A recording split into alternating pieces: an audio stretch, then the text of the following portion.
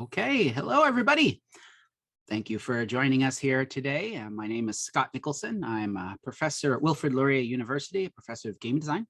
But right now I'm on a sabbatical from that for the academic year, and I'm working very closely with the mEducation Alliance on escape rooms and escape games. And so we've been working for the last couple months on a new project, a new kind of way to play games. This is the first big display and run of the game system. So what's going to happen in this session is I'm going to talk a little bit about what inspired this game system.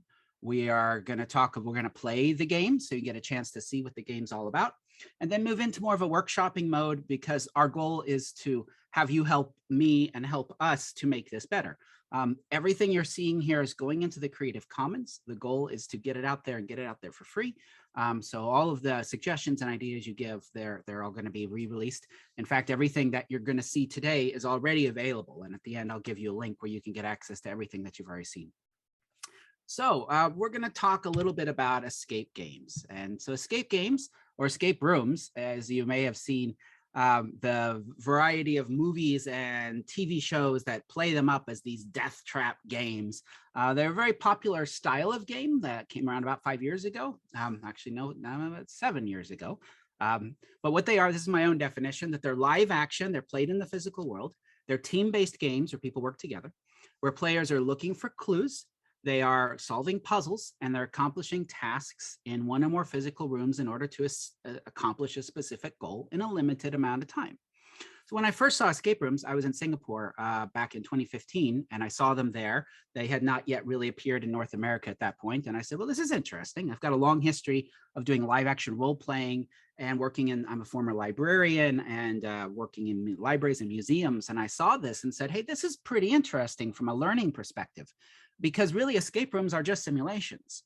They've just added a game layer to it, but there's no difference between a simulation and an escape room. So I thought this is actually a really good concept to look to bring in education. But what we found is, so we came up with this idea of escape games, which are games that use concepts from escape rooms.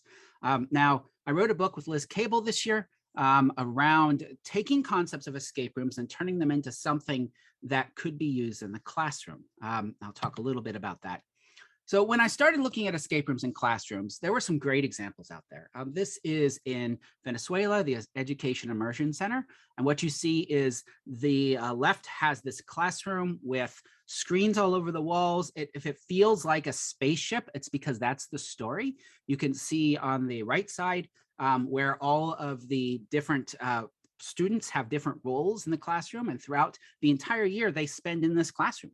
And all of the different topics that they learn are taught in this classroom. So they go out, they have spaceship activities, which are learning math and they're learning science.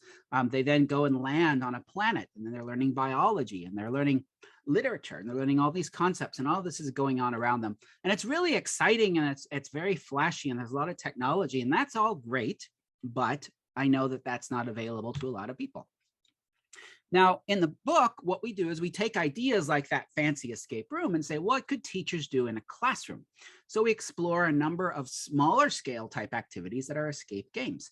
So one are pop-up escape rooms. These are actually, I teach an escape room design class at my university. These are some of the rooms that the students create, and we run a public event. So these rooms are all designed to teach different topics. But as you can see, these are things made up of smaller props that are just brought into the classroom, and for an activity, the classroom is converted into a space where people work together. And that's all well and good, and that can work. There's a group called Breakout Edu, and what Breakout Edu did is they created the concept of an escape room in a box. So rather than trying to get out of a physical space, you're trying to get into a locked box. BreakoutEdu.com, they sell this kit. And so this kit comes with a box and a bunch of locks. And then the concept is that you can go to their website and download a game that you print out and then use with this platform. And so teachers, once they have the platform, can then run games that either purchasing them from the company, or I've got a game up there called Ballot Box Bumble, where I was exploring how Canadian electoral systems work. And so this concept, it's an interesting one. The challenge, though, is it's still a lot of stuff. I've run this, and the idea is that you have one of these boxes for each group of kids in your classroom. And there's still a lot of things you have to deal with. So in the book, we talk about also the idea of a paper-based puzzle hunt. So what you're seeing here is we're actually preparing one of these puzzle hunts that we're going to run for the community. And the idea of the puzzle hunts is you have a packet that has puzzles in it, and your group works on puzzles. And once you've solved enough puzzles, all the answers to a number of puzzles will fit into a meta puzzle. You then go up to the teacher and say, oh, the secret password is turkey. And then the teacher gives you another packet with puzzles, and you're able to move on. And all these things are fine. And that's what our book focuses on. But when I presented these ideas last year to the mEducation Alliance, they brought up the question and said, well, what about a low resource classroom? You know, these are all great and they can work, but what about a classroom that you really have nothing more than a chalkboard and found objects?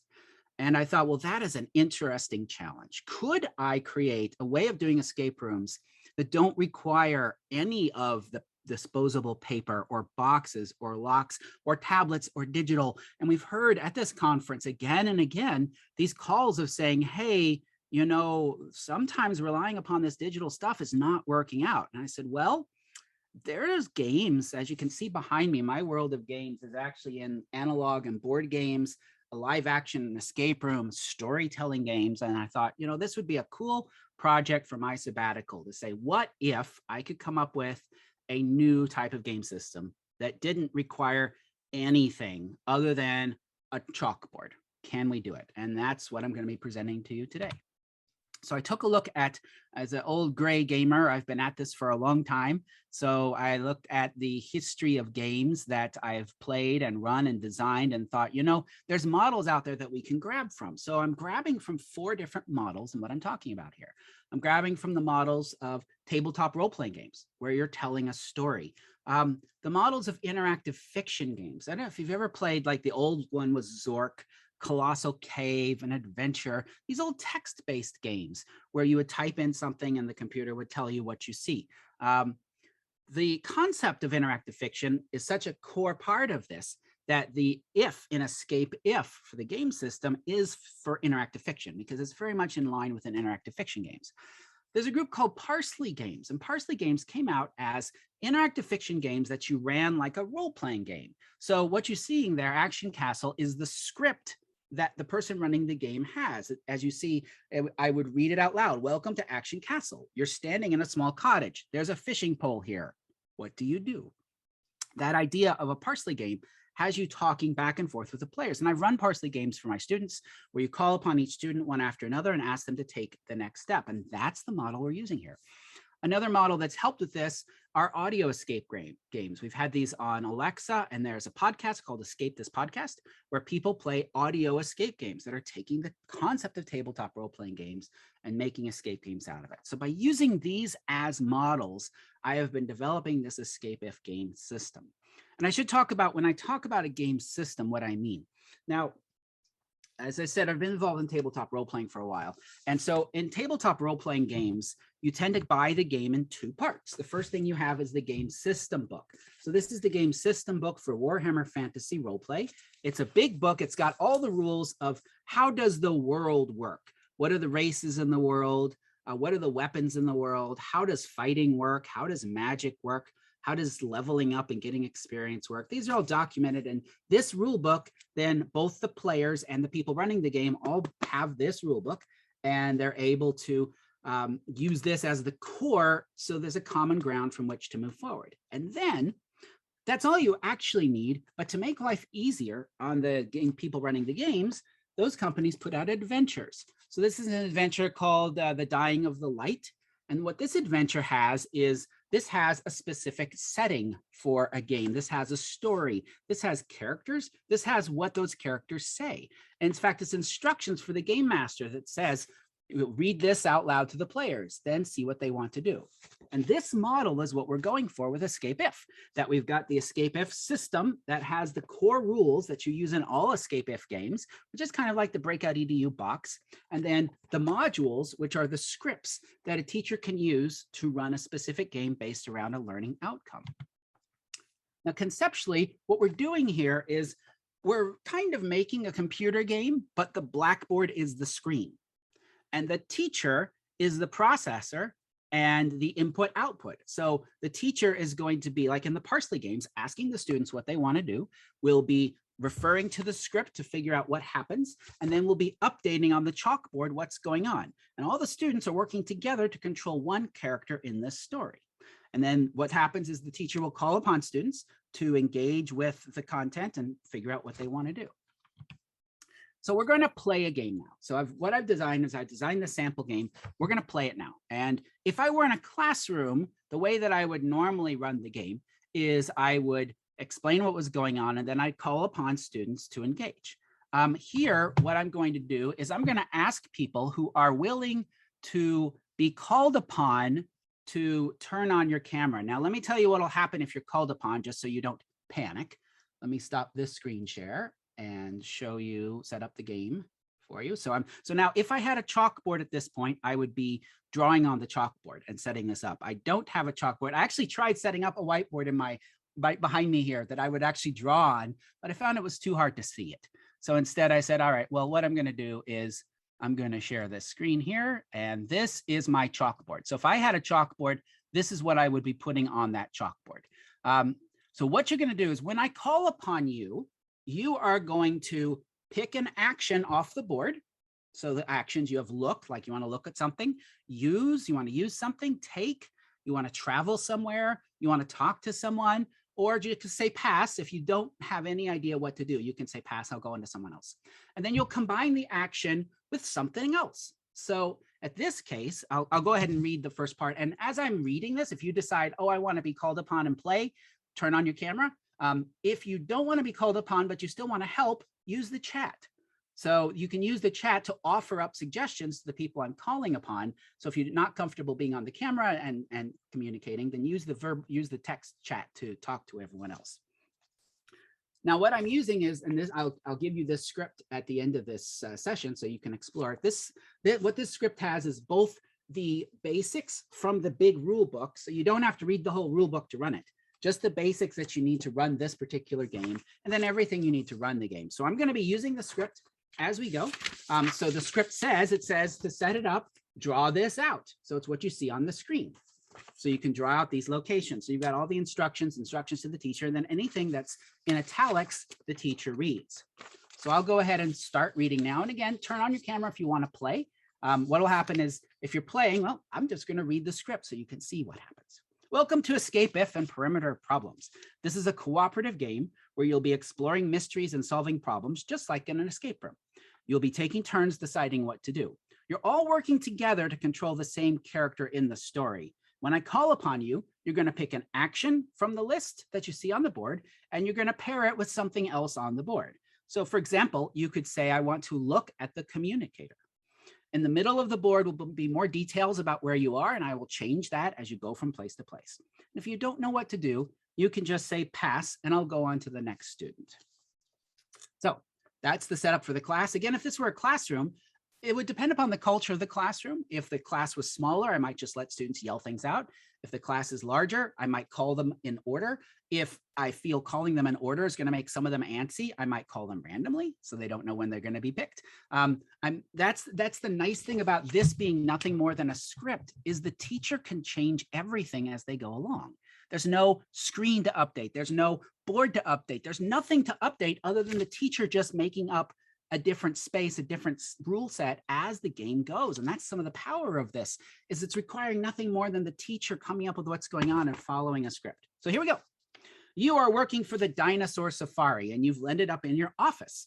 You have a communicator and the message light on the communicator is blinking. There's a call button on the communicator. There's also a paper on the desk in the office. Heidi, what would you like to do? I want to use the communicator. Okay. So the way the script works is, I'm going to jump into teacher mode here, is it says for communicator call button, based upon do they look at it, do they use it, there's another paragraph to read. Because one of my goals with this in making a low resource game is not only to save the resources of the teacher in money, but to save the time of the resources of teacher, because teachers are very busy and time is a resource. So having it as low prep as possible is one of the goals. All right, you hear the voice of your supervisor. I'm glad you made it in. There are reports that the DeLongs have gotten into the Microraptor's paddock. Go out there, figure out how they got in, count the number of D-longs and microraptors, and report back to me. Okay, Kim, what would you like to do? Can we travel to, I'm not sure I fully remember what you said, but the D-long paddock or the microraptor paddock, wherever they've escaped to? Which would you like to go to? Could you repeat the direction that you just read? Sure. So you can call the supervisor back. The D-longs have gotten into the microraptor paddock. Then I would like to go to the microraptor paddock, please. All right, travel to the microraptor paddock. So now what I would do is I would erase the middle part of the board and draw some new stuff.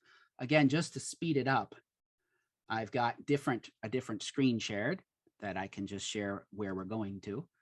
The drawings are very simple. You try not to do anything that's too complex. In this case, you can see, did I share the right screen? Let's see, get rid of that.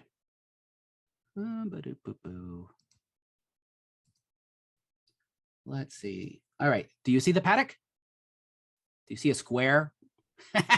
All right. So as a teacher, what I would do now is I would have erased that middle part, drawn a circle, said, well, this is the fence, said, draw two circles and said, there are two. Oh, wait, I've got words to read here. The microraptor paddock is chaotic. The microraptors represented by the X's are about the size of a chicken with feathers and are smaller raptor-like dinosaurs. They can fly a short distance and have flown up onto these rocks. Those are those large circles. Some of them are wounded.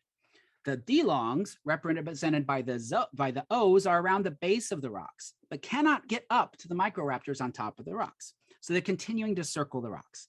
The D-longs don't appear to pay any attention to you as they are interested in eating the microraptors. There is some debris in one corner of the paddock. So in one corner up here, there's some debris. All right, Joanna, what would you like to do? I'd like to take a branch. Okay, yes, you can do that. And so you go to the debris in one corner. Debris, so there's some branches on the ground. So where there's the edges have some trees, there is a branch and it's been all gnawed and chewed and gnarled up. So now what I'm going to do is I'm going to add to your objects. Oh, there you go. You've got a branch. All right. Julia, what would you like to do? Oh, you're muted. I would like to, I don't know, maybe use a fencing form. Okay, so you take a look at the fencing form, which was that sheet of paper that was back on the desk. And it's requesting how many meters of metal fence, short metal fence, and how many meters of tall wood fence you would like to order. You're not really sure at this point what to do. No. Is it still my turn? Actually, no, now it's Tony's turn. And you can use the chat if you want to give some advice or ask, hey, what should we do? I might call, can I call the supervisor? I want to see how large and how long it's going to take me to get the fencing. And, and I presume that I need the fencing that's larger than the D-longs so they can't get where the microraptors are. So I'd want to call, I want to use the fencing form and I guess, is it called the office? Okay, so you'll call your supervisor. Oh, I'm glad to hear from you. Do you know how many D-longs and microraptors there are? If I close my chat window, which I wouldn't actually say in a classroom, I would say it looks like there is 10 D-longs, if that's right, and then 3 microraptors. Do I have that right, in the right order? Does anyone else want to offer any suggestion? Do I have the right animals? Heidi, I saw you. Six microraptors. Yeah.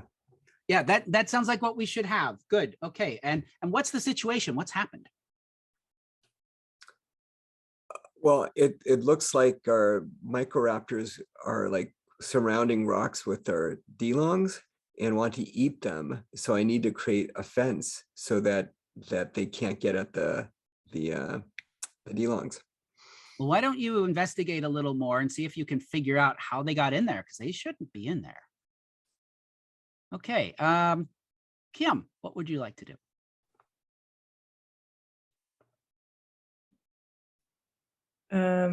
Can these animals talk? No, they're dinosaurs.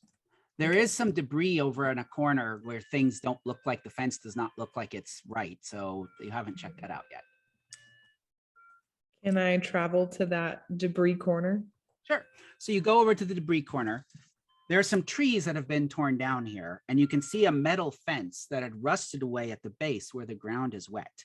This area leads directly into the DeLong paddock. So it looks like the DeLongs came through this area of the fence and tore it down. Julia, what would you like to do? Can we travel to the DeLong paddock? Yes, you can. So the DeLong is a small relative of the Tyrannosaurus rex, about 2 meters long, with claws, a powerful head, and huge teeth. But the paddock is empty. There are trees surrounding the paddock to cover up a fence, but one section of the paddock near the fence line is covered with branches and debris. So you could see that there was a fence here that rusted away and it's gotten torn down, and that's how the DeLongs got in. Heidi.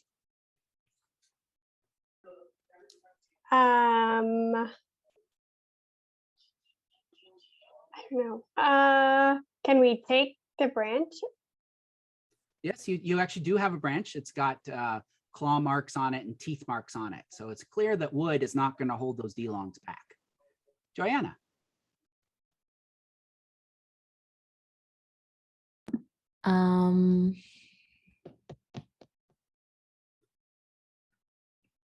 If you do know what how this has happened, you could call your supervisor again. I'm gonna have to pass. Okay, that's fine. Julia? Use the communicator. Okay. Oh, have you figured out how they got in?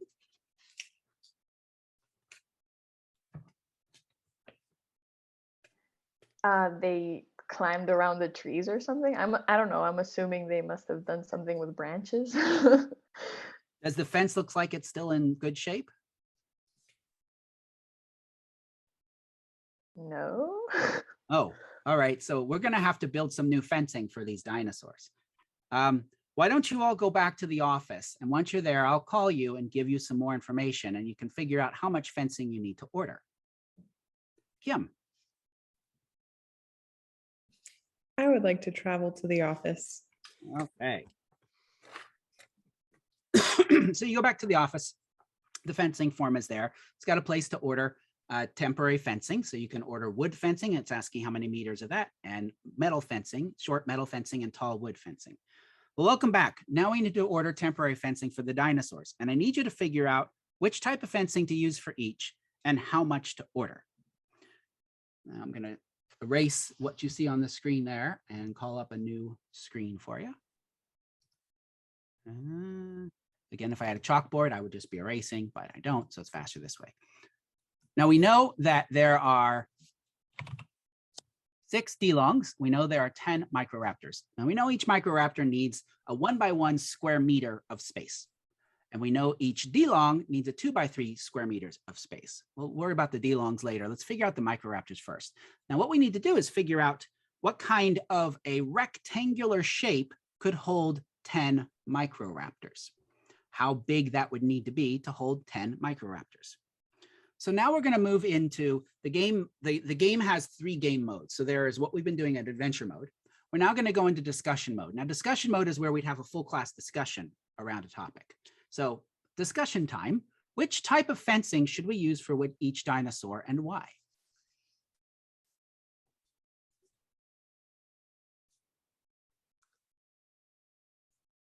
And this I won't be calling on people. This is some open class discussion. Can you remind us what the 2 types of fencing are? There is wooden fencing that is tall, and there is metal fencing that is short. And the microraptors are the chickens? They're the chickens. Yes, they can fly. So, do we have any way to be able to cover an enclosure? Right now, you just need to figure out what's your best tools, because this is all you have to work with in order to move these animals into some temporary housing. Okay. So you have Well, the information, you have a branch that's all chewed and gnarled Oh. that you know the D-longs tore through. So which of these two should get the metal fencing? Well, obviously the D-long, And why is that? because it chewed the branch. Okay. And And then so, and it's which- tough. It's tougher because these guys are pretty gnarly and they want to eat our microraptors. And which should get the taller wood fencing? Well, I guess presumably the microraptors, because they could fly. I guess it depends how much like launch pad that they have. But anybody else help me out here? Heidi, I see you nodding your head. Does that seem? Yeah, I'm agreeing. I'm just saying I kept forgetting what was what. I was, but yeah, if the wooden fencing is taller, then yeah, I agree with what you said. Microraptor should be in the wooden fences, and the D-longs in the metal ones. All right, that all sounds good. Now we're going to move into a challenge mode. So challenge mode is where, again, based on the classroom setting, I would either have all the students working independently on these problems, or I would put the students into small groups to have them work on these problems. So the challenge mode is now where we're going to get into some math, because this is a math game using some math concepts. The challenge mode is where we're going to get into the math, but you want everyone to do it, as compared to what we've been doing so far, which is more of that storytelling fantasy part. Now we're going to move into this challenge mode. So for our challenge mode today, we're going to use the chat. And so we're going to have you in one big group using the chat to come up with the answers to these questions. So I've used the global proficiency framework for mathematics to come up with inspired what I'm doing here. So we're looking at perimeter activities. So challenge one. So you have 10 microraptors. What are the possible shapes of a rectangular pen that could hold 10 microraptors? So you can use the text chat to work as a big group to figure that out. And again, in the class, I would probably put students in small groups at this point and have them work through these and then call upon the groups to share what they figured out. Well, 10 by 10 would be pretty big for holding only 10 microraptors. What's the smallest rectangle that we could use that would hold 10 microraptors if each microraptor needs a 1 by 1 square? It might help to draw it out.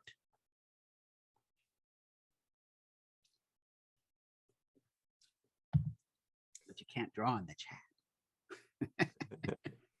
5 by 2, yes, that's one. That is a 5 by 2 rectangle would hold all 10 microraptors. Are there any other shapes of rectangles that could hold 10 microraptors?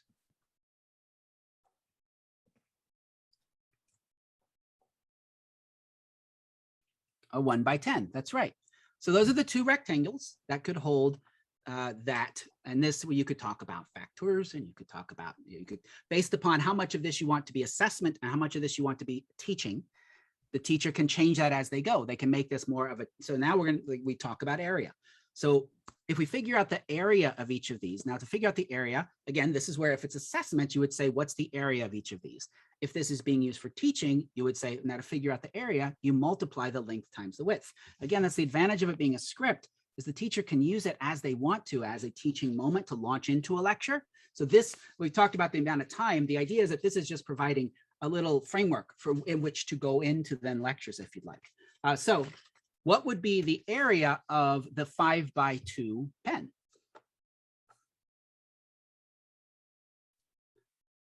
And again, to remind you to figure out the area, you multiply 10 square meters. 10 square meters. What would be the area of the 1 by 10 pen? 10 square, no, 10 square meters. Yeah, they're the same because it's Yeah. the same number of microraptors. Each one is 1 by 1 square. Therefore, it doesn't matter how you arrange them, the area is going to be the same, but the perimeter might not. So let's talk about perimeters. Now to figure out perimeters, what you do is there's two ways to figure it out. You can add up the length of each of the 4 sides and come up with a total, or you can add the length and the width, and since it's a rectangle, then you can double it. So let's figure out what is the perimeter of the 5 by 2 pen.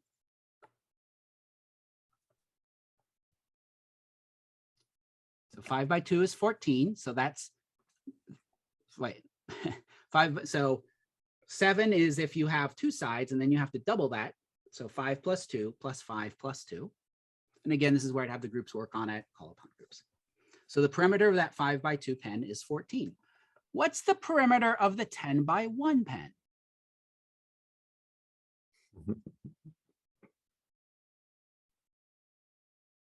So you're right, Juliet. So the perimeter of the 10x1 is 10 plus 1, which is 11, plus 10, plus another 1. So, and I could use the board to work this out at this point. That's if I had a proper chalkboard and chalkboard situation, I would be working it out.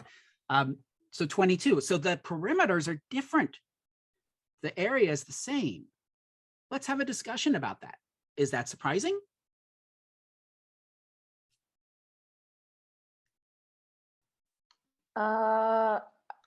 It's not super surprising, but I don't know. So how are there any, if you had to guess which shape to use, if you wanted to use less fence, what would you do? Is there any rule that you might bring into play? Any rule of thumb, you might say?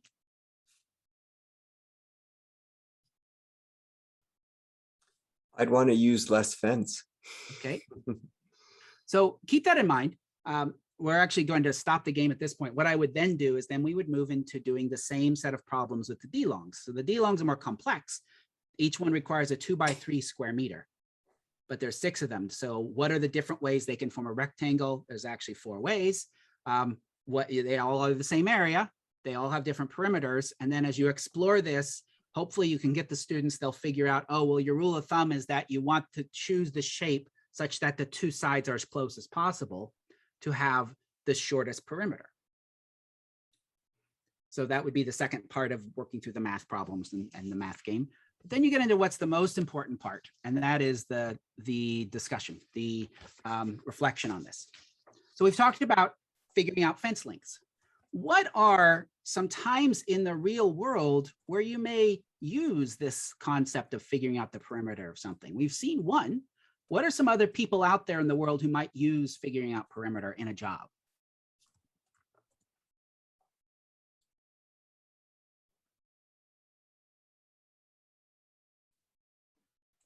Architects? So architects, because the architects have to plan out buildings.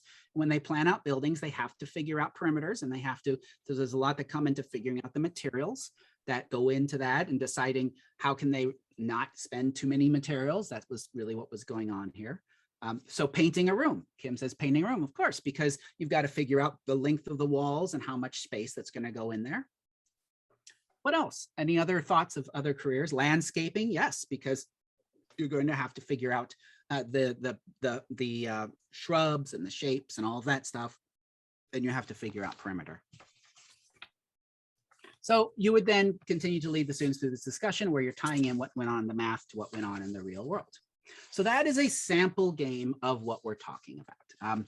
Now all of this, let me stop this and go back to sharing this here. So as I mentioned earlier, the way that I developed this was through the Global Proficiency Framework for Mathematics. That framework has a breakdown for grades 1 through 9 of a variety of math concepts. And I use that. That actually helped me quite a bit in the coming up with those puzzles, because it shows and breaks down different types of proficiencies for different grade levels. So what the first challenge alone is grade 4 puzzle. But moving that up into having these more advanced topics of putting together rectangles, that's listed in the proficiencies as getting into grade 5 and grade 6. And the nice thing about having it in this structure where it's a script the teacher's reading is the teacher can make those changes. They could make, you could see it'd be very easy to insert more complex problems or simplify the problems. But the teacher has that ability to control that because they're just reading a script. They're not having to change an app or change a tool. This script is available to you if you want to take a look at it. That's the URL. I'll see if I can paste it into the chat. What I've done in the script is I've put in the call out gray boxes the rules that you would need to know from the overall system to help you run the game. But there's also links to that whole rule set. So that's also available for you to explore at this point. What am I going to do next? So we're about 3 months into my sabbatical. I've got 9 months left. And where do I want to go with this? My next goal is, so hopefully you're realizing this could work in any topic area. It's not just going to be in math, any topic area that where it works best, an escape game works best when there's a real world application. So it's great in history. It has local stories, local cultures, having students take on the role of people in history, because you could insert a time travel mechanism. So you could be going in different places in time. Escape games are really good with time travel concepts of seeing the effect of a decision to say, well, let's go back to the situation and explore what ifs and explore that. With English, with literature, with science, really any concept where there's a real world application for what you've been teaching, the escape room concept will work. It doesn't work as effectively if there isn't a real world concept, because then it comes across as, here is this generic puzzle that's stuck in with this game thing, and the two don't really fit. We've all played games like that. We've played games where, welcome to the dungeon of the great Minotaur, and now you must answer the math problem on the door to go through it. That's bad educational game design. And it's linked out of the Trivial Pursuit model of game design. Roll a die, move a piece on a board, and ask a trivia question off a card. In both those cases, the game and the math, or the game and the learning are two separate things. So you want to think about, well, where does, in this case, the whole setup, the first part of the setup was designed to get people engaged with the math and then thinking through, oh, there's actually use to this math in the real world. And that's when this sort of system is best. I wouldn't use it to teach everything. You could use it to, so someone asked, how did the real world problem relate to what we just did with dinosaurs? So with dinosaurs, the real world problem of fencing it in, and this is a nice thing about dinosaurs. If dinosaurs don't work for you, this could be chickens and goats. This could be robots. Again, the teacher, that's part of where the teacher gets to contextualize this to whatever's important to the students, whatever's going on right then. If the teacher's teaching multiple topics, they could use this as organisms inside the body, and you're playing with some biology on top of that. Or as we talked about, architecture or building. So that's the nice thing about having a system be that the teacher's in control of what's going on, is they can contextualize it to their classroom context. Let's see. So my goal next is to find some teachers that are in low resource classrooms and partner with them and help them make games, help them make scripts. Because my goal out of this, I don't want to make a bunch of scripts for people, because that's not where this is powerful. This is powerful as a tool that teachers can use to make their own scripts for games. And then they can share those scripts with teachers that are in similar cultural context and language context to their own. So my goal is to make a toolkit to help teachers make these games. So that's what I plan to do over the next 6 months. And so the way I want to do that is, first, I want to work with a math and a literacy teacher in low resource classrooms and help them make games like what you've just seen. And as I'm doing that, I will learn what they need to know to successfully make a game. And then I will create a toolkit. Then my next step, and this will probably be sometime in the new year, is to run a workshop with a group of teachers where I present the toolkit, and through a day-long workshop, lead them through where they're all going to create their own escape if games. The hope is then to work with the mEducation Alliance to have them host these games and the toolkit for people to continue to upload games, to share them with each other and download them, and to tie them all into those global proficiency frameworks where possible, because that's that common point between different cultures around those games. And then all of this goes into the Creative Commons. So that's my goal over the next 9 months of my sabbatical, is to get that far, to have a toolkit, to have some sample games, and to help teachers learn how to make these things. So we have a little bit of time now to talk about what went on, to get your ideas on what I need to explore, what I need to think about. If you want to keep up with what I'm doing, on Facebook, there's a group called Escape If. That is my live working group that has right now about 100 people in it, people that are interested in watching this and being engaged. I do some live streams of development, and that's where I post these sort of things and to get feedback from the community. If you are a teacher in a low resource, or you can connect me with teachers in low resource classrooms, please reach out to me. And this game itself is available and online. You can get it now, you can share it, you can try running it. But yeah, so someone asked me to type in the website. I will go ahead and type that in again, or put that in the Scott, that was great. I'd love to, let's just get feedback, candid feedback from folks.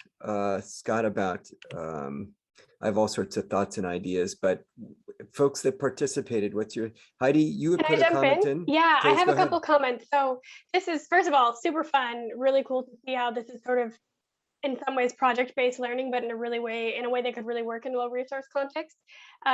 So super exciting. But a couple of things that came to mind immediately from the work that I've done with like numeracy boost and literacy boost.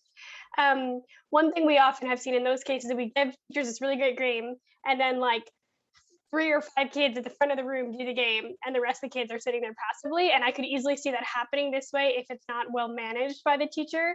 Like one of the things we try to make sure that we get teachers to do in our simulations of the games is, instead of just asking like random kids to answer questions, we make them pause and say, talk to your partner. What do you and your partner think? And then we randomly call on kids, or like that. And that also relates to the other issue of language of instruction issues, that in many cases, the vocabulary might be tough depending on who's developing the game, and what the level children are coming into the classroom with, because often, let's say the language of instruction is French, but the kids speak Hausa at home. And so we need to sort, like, I was thinking it would be great to build in sort of tips for teachers along these things, like, make sure that you're including all of the kids and that they're all actively participating by doing X, like having them turn and talk to their partner about it before they give you the answer, or inviting them to explain it in their mother tongue language in small groups or something before they come back. But touching on those things. And I think the third thing, even for me, I was getting like a little distracted, like we're in the Zoom setting, but like at times I was like, wait, what was the details of that? I missed that detail. So for like learners who are less auditory, if there are tips you have for teachers for how to help them kind of follow without it being too resource intensive. Like I remember at one point I was like, are we in the office? Are we back in the pit? Like, where are we? So I think like maybe some visual, like I was thinking of it like a board game, but like, the blackboard eraser moves from this part of the board to this part of the board, just to kind of be that visual tracker for kids. I don't know, things like those are kind of my initial thoughts of like, how do we make it work so that all kids are participating and understanding the game as we go along? But so excited to see the discussion piece. I assume those guiding questions are there in the guide itself. Yep. The discussion. That's amazing. Okay, great. I'll stop talking. Yeah, those are some great suggestions. The full system guide talks through different ways of facilitating the class. One of the ways that I've suggested, which I didn't do here, because we couldn't do it, would have rather than calling upon individuals, you split this class into small groups from the beginning, and then each decision point is a multiple choice, and the groups are going to vote as to which thing they want to have happen. So it's like, do you want to go to the D-long paddock? Do you want to go to the Microraptor paddock? And so so rather than it being you choose out of all this stuff, it's like, here are 3 choices. You now as a group are going to talk about which choice you want to do, and you're going to vote, and whatever gets the most votes, that's what we're going to do as a class.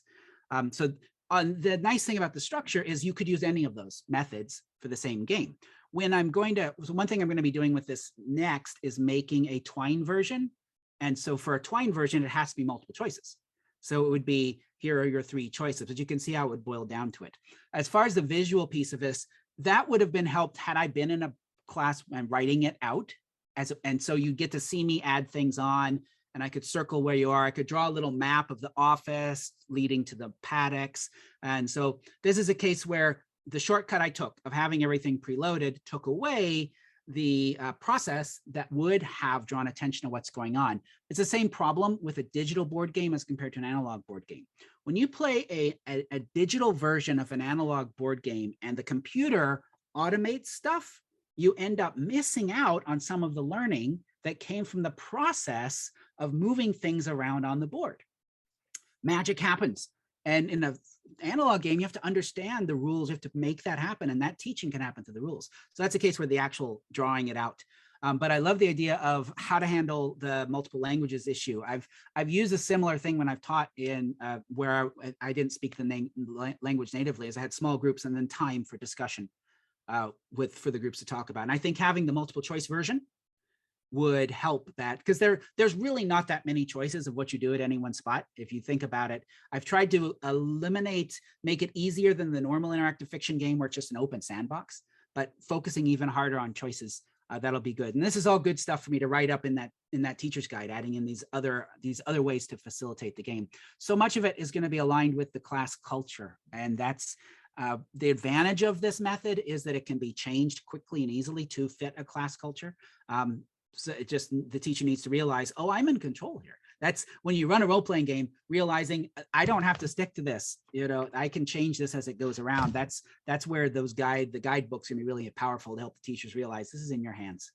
But yeah, some great ideas and great suggestions of what to document for teachers.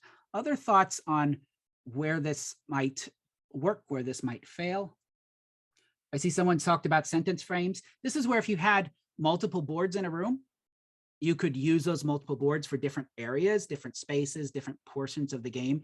You could see how you could use those boards to have whatever, like at the math problems, I would have started working out some of the drawings on the board, drawing the 5x2, drawing the 10x10, that again, with a chalkboard, I could actually work that stuff out. More resources just gives you the ability to use more visual aids to supplement the game. My goal with this is something that could work with one chalkboard and nothing else. And then more is better. Well, not necessarily better, because I think it's going to be interesting to see if this game style works better in more oral cultures where they're used to storytelling, because it might flop completely in a culture where everyone wants to see everything on the screen in front of them, as compared to, I'm going to tell you a story and you're going to use your mind to picture what's going on. If you're in a culture of storytelling, this kind of game might actually work much better than in a culture where they're not used to storytelling. So I'm very intrigued to see how that plays out as we take advantage of the storytelling that's already being used. Bringing that into our games is an important piece. Other thoughts or suggestions on things I should consider or look into? We are looking for other partners to engage with. Tony, do you want to talk about from the Alliance's perspective what you're going to be looking for? Well, no, I think, first of all, Scott, the model that you've provided, I think, is a story-based approach to teaching some activity. In this case, we're using the Global Proficiency Framework. So Heidi, I guess, and other colleagues, I think of that as another tool that the teacher could use rather than just getting up and explaining. So our ambition is, Scott, as you experiment with us, that we have partners that we could then iterate and get feedback to this process. And you said, Scott, grow the community of teachers that are adding their own scenarios. Scott, I was thinking about the role of older siblings, and not just necessarily the teachers, that they might have fun with creating sort of a scenario that could be used with younger kids. I don't know if anybody else had thought about that, because they might have the time that you introduce them to one and all these ideas are going, and then you say, here's 5 other concepts we'd like to introduce like kids to. Like, why don't you go away and sort of with this framework, develop your own sort of scenario? And then I'm just wondering where that role might be. I see Joanna, you're shaking your head, and Julia. So the peer educator is also being part of this. Joanna or Julia, do you want to pick up on that if that resonates with what you were thinking? Well, Yeah. oh, well, no, go ahead, Joanna. Sorry, that's a problem with Zoom. It's hard to tell like who's about to talk. But I like that because it allows for the learning to continue outside of the classroom and really like involves active engagement and the sense of like responsibility that this could be taught to younger students as well, that like I think that there's just a stronger motivation with that and it's more meaningful than just having it isolated in the classroom. So yeah, I don't know what you were going to say, Julia, but I really like that. I was going to speak from my experience as an older sibling. There were many times where I was like, oh my gosh, I'm left taking care of my little brother, and he loves playing video games and he loves, you know, Dungeons and Dragons and all that stuff. And there are times where I felt like, oh, how could video games or just gaming in general help him develop certain skills? And Amal Alliance is focused on social and emotional learning skills. So I feel like this type of kind of like gamifying certain content is really important to how, especially, you know, how Dr. Nicholson had said, you know, that certain cultures are more spoken. I feel like now we're moving into a culture where there's a bunch of kids who grew up on video games and role playing and Dungeons and Dragons. And so this will be really helpful to kind of enter, like, just move education into their world in a way that they can also enjoy. The creation piece is something that we spent time in the book talking about, is using these. Once you introduce, you have the class play it, this becomes a really great assignment in class. to then say, and especially if we have a toolkit that says, here's how you make a game, here's what you need. In fact, this one of the inspirations now is we should make a version of the toolkit for students. So there's the teacher's toolkit, the student's toolkit, so that once you've run a game, you now say, now you're going to make one. Because if you make one, you know, there's no tech in the way. That's what the goal is here. Is that's why I like having people even make tabletop games, but even that requires disposable paper. This doesn't require any of that. It's telling stories. So having that toolkit to say, yeah, now your assignment for the class is here's what we've learned over the last month. I want you to all to make an escape if game that's going to explore what you've learned, and you're going to run it for the class. And so that becomes, we've been doing that with escape room design, but you could do it with escape if model as well. And then, as I mentioned earlier, how I'm going to be working towards making a version of this in Twine. If you do have access to Twine, which is a tool to make interactive fiction games, and you want to explore, because the problem I find when you teach, if you ever taught Twine, Twine is a free tool. It's web-based to make basic interactive fiction games, and you teach someone how to make Twine, and then they're like, now what? You know, you've got the tool, you don't know what to make. This is what we as game designers do first before we make a digital game, is we make a script. So this script you do first, then you make the Twine game, and now you know what you're making in Twine because you've written it out in a script. And that's leading students through the same process. If they want to become game designers, that's what you do, is you actually design the game on paper first before sitting down with the digital tool. We skip that step when we teach digital game design. We throw people right into the tool, and then they just make something junky because they don't know what, they haven't come up with a plan. So that's a nice thing I like about using this to teach game design, is the process we use as game designers. I'm going to have to jump out. Sorry, you guys could continue, please. But want to thank you guys for the participation. Scott, this was terrific. And we are just thrilled that we have your talent to be able to continue to work on this over the next few months. So look forward to hearing more about this dialogue. And thanks, Scott. All right. Everyone. Thank you all. Bye-bye. Scott, I was a teacher for a while during COVID. And my assignment right now for Amal Alliance is to make our content, well, we have our content moves through different stages of social emotional learning. And so one of the aspects of the content is relationship building with children. And so I find this is so much fun, especially what you mentioned about classroom culture, because as a teacher during COVID, I would have my kids make cahoots for the class, and the cahoots would be about inside jokes. So who said that Shrek is ugly? And then the kids would play, and it would be so much fun. And so I would really, I think I would like to stay in contact with you for maybe if you could help us create gaming scripts, or help us when it comes to training teachers on these type of games, at least stay in contact with me and Danielle from Amal Alliance. I think your participation and help would be really useful for this aspect of our project. I think where this goes in future years, so this next academic year, it's really get the toolkit created, get some sample games created. When I go back to being a professor back at my university, then what I'll be looking to do, assuming this has worked, is partner with organizations like yours to have a team of our students work with you all to develop games. So that so you would fund, it would be to fund some of our students, and I would be overseeing the project. That's what I see as the ongoing life of this, is working with teams of our students to work with different organizations to make games and build up that games catalog. That's that longer term, because the way our sabbaticals work in Canada, it's very different than it was in the US. I have to have a really clean break between anything I do a while on sabbatical and anything I do back when I'm on the job, because I'm not supposed to be on the job right now. So I don't have access to all the students and resources. Everything's kind of just me. But when July hits, then I'll be ready to say, okay, now we can fund a team of 3 students to work with you all. And so that's where I think that would work out really well. One thing, I love the idea of having your students make cahoots. What I did in one of my classes like that is my students, they're college students, so they're into memes. And so they all made memes about class stuff. And then they voted on which meme they liked the best. And I printed those memes out on sticker paper that they could put on their laptops.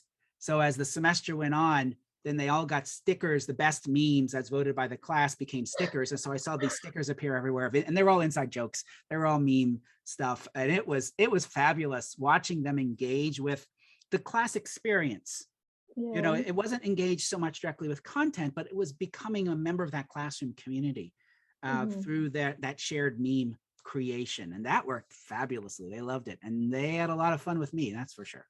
Yeah, my kids would play Among Us, and so I know Among Us is more of a violent game, but they were all in 4th grade, so they were all like, "Let's play Among Us, teacher. Have you heard of Among Us?" And I would be like, "Yeah, I know about Among Us. Let's play." And so we'd all just be playing in the classroom, and it's a lot of fun to watch. Gameplay really does affect a classroom culture, so I love this idea. I think it's Yeah, and great. it can break down those barriers that we normally have between Yeah. us and our students. When you take on a more playful mindset, they become Mhm. more open then to engage with you around what you're teaching as well. That's, I find it works well. But yeah, the meme stuff, the Kahoot stuff, anytime you can get the students creating. So I really like the idea of making a toolkit geared directly towards students.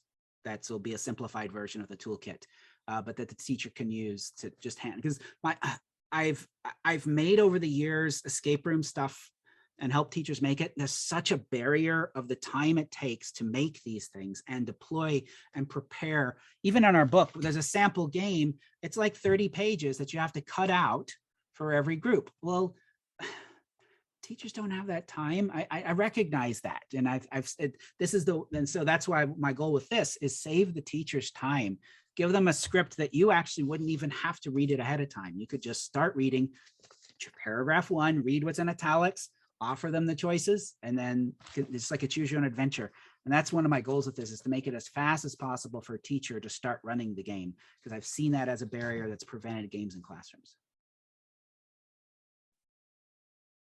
Yeah, that's awesome. Thank you so much for All right. today. Thank you all for coming, and we will see where this all goes. Bye, everybody. All right, bye-bye. Thanks, everyone.